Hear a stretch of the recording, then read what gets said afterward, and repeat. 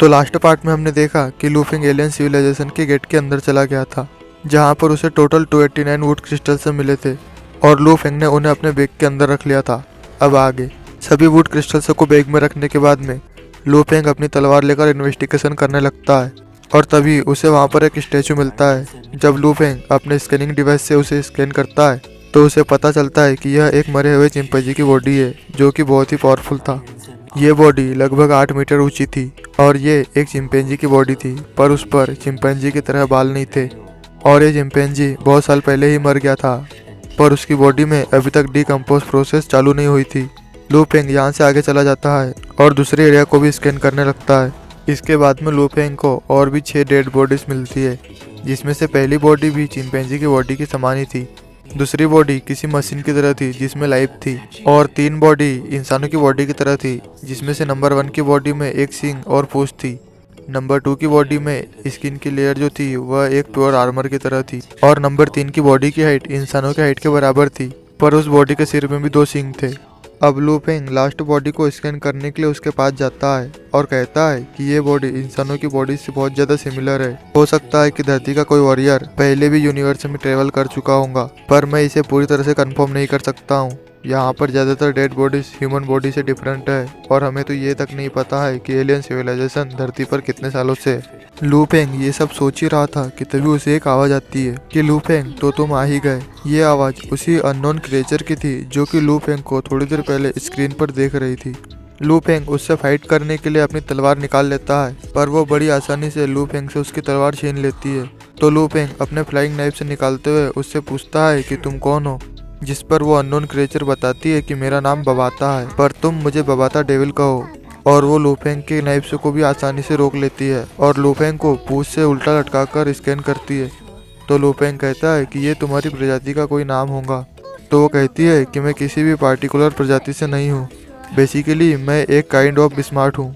यहाँ तक कि मेरे पास में अभी कोई भी बॉडी नहीं है, पर मैंने इस स्पेसशिप के स्पेशल डिवाइस की हेल्प से इस एनर्जी बॉडी को बनाया है। इससे मैं चीज़ों को छू सकती हूँ, इसलिए ज़्यादातर लोग मेरी इस एनर्जी बॉडी और असली बॉडी में डिफरेंस नहीं बता सकते हैं।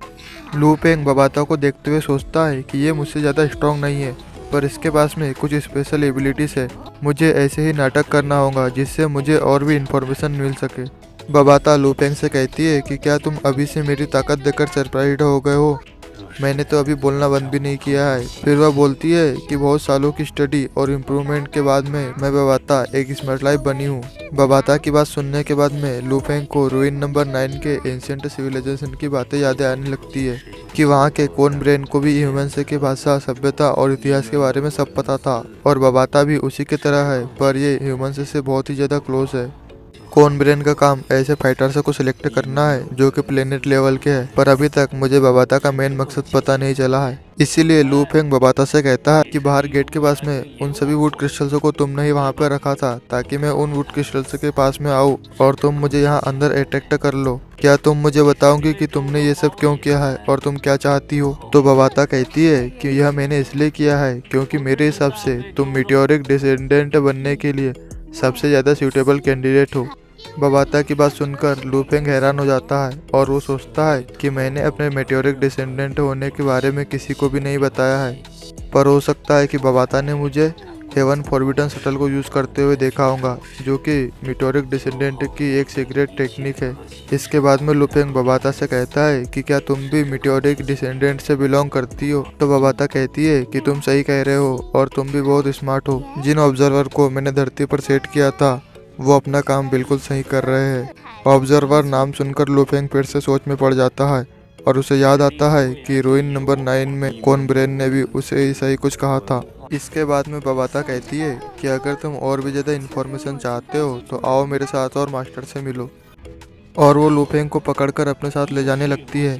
बबाता लूफिंग को बताती है कि मेटियोरिक डिसेंडेंट के कहे मुताबिक धरती पर बहुत सारे मॉनिटरिंग बेसेस है जिनका काम धरती को ऑब्जर्व करना है और टैलेंटेड फाइटर्स को सिलेक्ट करना है।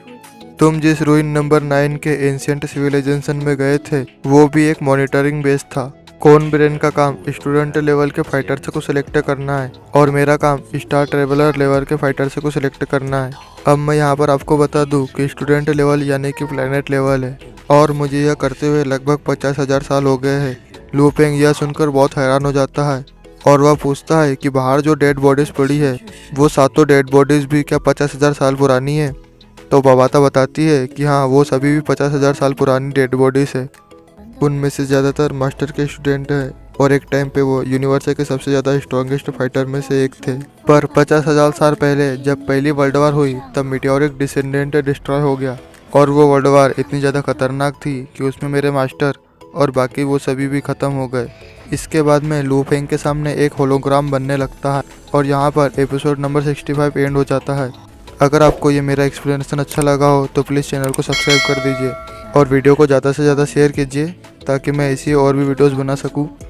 तो मिलते हैं आपसे अगली वीडियो में, तब तक के लिए टाटा बाय बाय।